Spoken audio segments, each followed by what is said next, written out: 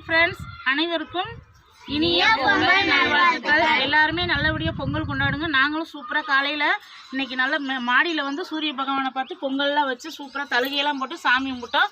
பசங்களும் எல்லாம் வந்துட்டாங்க. இப்போ நம்ம பொங்கல் சாப்பிட போகிறோம். எல்லாருமே நல்ல இனிப்போட இன்றைக்கி பொங்கல் இந்த வருஷம் நமக்கு நல்லா அமையணும்.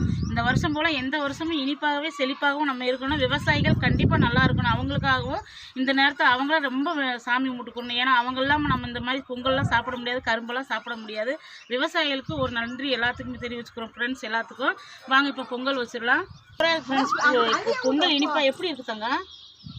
அத்தை சூப்பர் இனிப்பா இருக்கா? தித்திப்பா மருமக சூப்பராக இருக்கு ஃப்ரெண்ட்ஸ். பொங்கல் நம்ம ஏரியாவில் பாருங்கள் இன்றைக்கி விசேஷம் நடக்குது சவுண்டம்மா கோயிலில்.